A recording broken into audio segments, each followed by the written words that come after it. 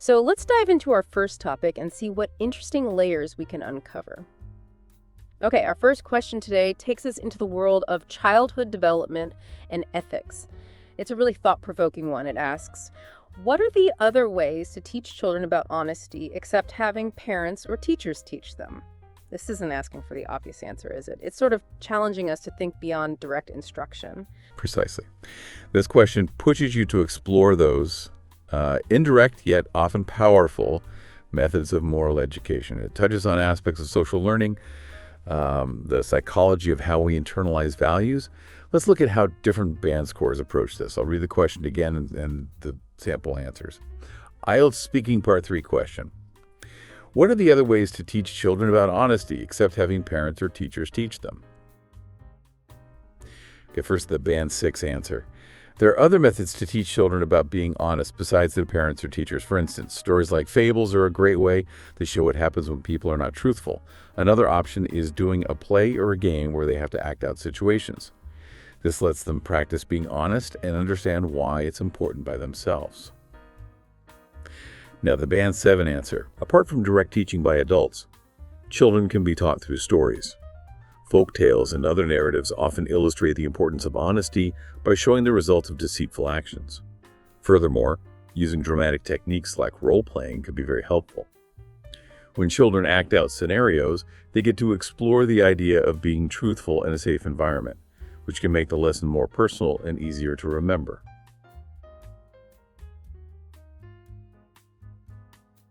And finally, the Band 8 answer. Beyond the typical guidance from guardians and educators, alternative methods are quite impactful. A primary one is through classic literature, such as fables and folktales, which frequently impart moral lessons on the repercussions of dishonesty through compelling narratives. Moreover, interactive learning via role-playing exercises can be highly beneficial. This method enables children to internalize the principles of candor by simulating real-life dilemmas, thereby solidifying their understanding through personal experience. Okay, let's truly unpack the linguistic journey here. It's quite a step up between those bands. Even in the Band 6 answer, we see fables, the short stories, often with animal characters that teach a moral lesson. Then, in the higher bands, we move to folk tales, which are more like traditional stories passed down through generations within a culture. Both are about narratives, really powerful ones, aren't they? Absolutely. Storytelling is fundamental. Then there's role-playing. That's when you pretend to be someone else, right? Like acting in a game or a specific situation, maybe to understand it better. Exactly. Stepping into someone else's shoes. And when you grapple with something, that means you're really trying hard, struggling almost, to deal with or understand a difficult idea or problem. Yes, wrestling with a concept. Act out is pretty literal, performing a scene, like in a play, maybe showing an emotion or an idea. A more advanced word we see popping up is repercussions. What exactly does that mean? Repercussions are basically the consequences of an action, and usually they imply negative consequences, the fallout, if you like. Okay, the fallout. Got it. And finally, internalize.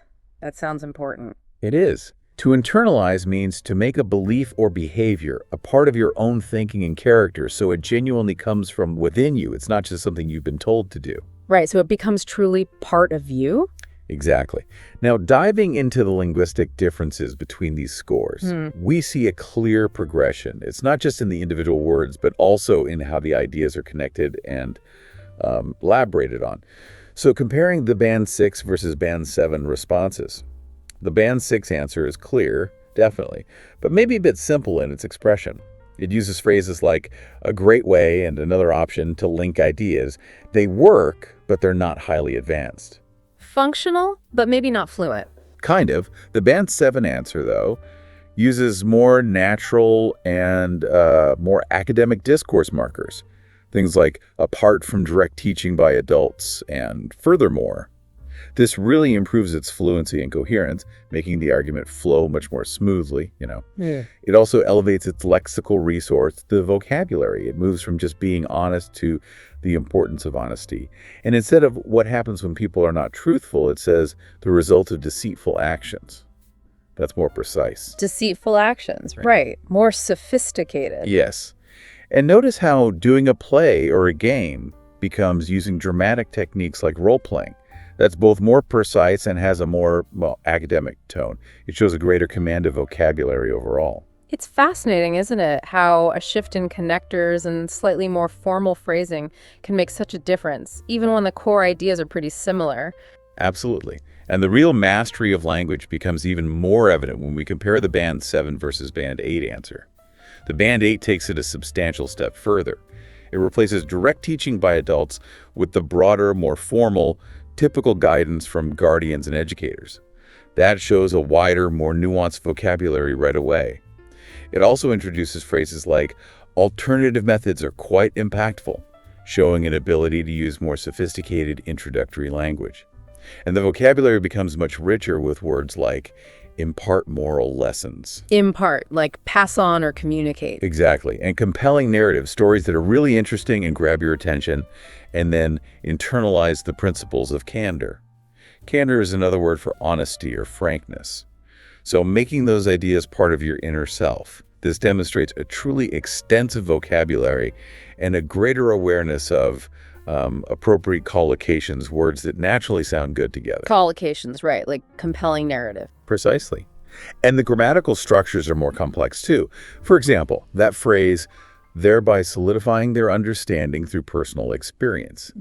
That's a really sophisticated way to express cause and effect, improving the grammatical range and accuracy. The fluency also feels more advanced. The speaker flows seamlessly, very naturally, between these complex ideas. It sounds much more like a native speaker discussing a topic with real depth of thought. That's a fantastic point about compelling narratives for teaching honesty. Could you maybe share a brief example of a lesser-known fable or folktale that powerfully illustrates the repercussions of dishonesty? I always find those little stories so impactful. Oh, absolutely. Take, for instance, a lesser-known West African tale about Anansi the spider, a trickster figure. He constantly lies to gain advantage, but each lie just leads to a more complicated, often quite embarrassing situation for him, until eventually he's completely isolated from the community. It's not just about the single lie, you see, but the gradual erosion of trust within the community. That's a key subtext that children can really internalize from the story. Erosion of trust. Wow. Oh, And that feels like a very human, universal lesson, doesn't it? It connects those ancient stories to a very modern concern. it really does. And beyond the language itself, what's truly profound here is the underlying psychological principle. Children often internalize concepts more effectively through active participation, like role-playing, and through engaging stories, rather than just passive instruction. This holds true globally, really. Active learning tends to create a much more lasting impact. I couldn't agree more. So let's try and crystallize these insights into actionable steps for you, the listener, preparing for IELTS. Okay, clear explanation. The jump from band 6 to 7 really shows you need to move beyond simple, direct statements. You need more developed ideas using better and more varied linking words. It shows you can build an argument. The leap to band 8, though, that's about using precise academic vocabulary and more complex yet accurate sentences naturally, without hesitating too much. It's about demonstrating real linguistic agility and depth of thought. Paraphrased explanation. So in simpler terms, to get that higher score, you need to show off your English a bit more. Don't just give basic short answers. Try to explain your points in different ways, add detail, add nuance. Use more sophisticated words when you can, and make sure your sentences aren't all the same simple structure. Imagine you're explaining something to an educated friend, not just giving a quick answer. Why it matters? Well, the examiner wants to see that you can discuss these abstract concepts with depth, clarity, and precision. It's not just about answering the question correctly. It's about showing your comprehensive command of the language, your ability to elaborate, and your capacity for critical thought on broader issues.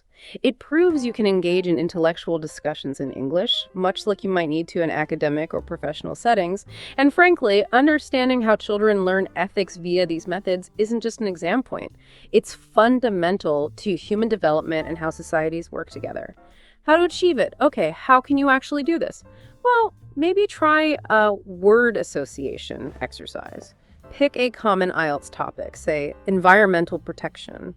Brainstorm not just obvious words like pollution, but more sophisticated terms like mitigation, sustainability, or ecological footprint. Then practice weaving them into complex sentences. Also, regularly practice rephrasing your own sentences to make them more sophisticated. So instead of just saying, it's a good idea, you could try, it is highly advisable, or this approach offers considerable benefits. Aim to include a complex sentence structure in each answer, maybe with a relative clause like, which helps children learn, or an adverbial phrase like, home by simulating real-life dilemmas. That's excellent advice. And when children learn about honesty, especially through stories and role-playing, the lesson can truly have a ripple effect. Ripple meaning a spreading influence or consequence. It can spread throughout their entire character and future interactions. If a lack of honesty is left unchecked, it can actually become a real menace. Menace meaning a threat or danger. It can be a menace to their social development, potentially eroding trust and friendships. Conversely, we want positive traits like honesty to be as contagious. Contagious meaning spreading easily from one person to another, like a good mood. We want that positivity to spread among children. And often, as educators or parents, we ascribe meaning we attribute or assign the positive outcomes of their actions, like building strong friendships to their strong moral compass. A compass which truly starts with these early lessons.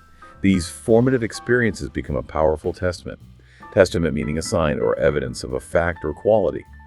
They're a testament to the power of indirect teaching methods, showing their lasting impact.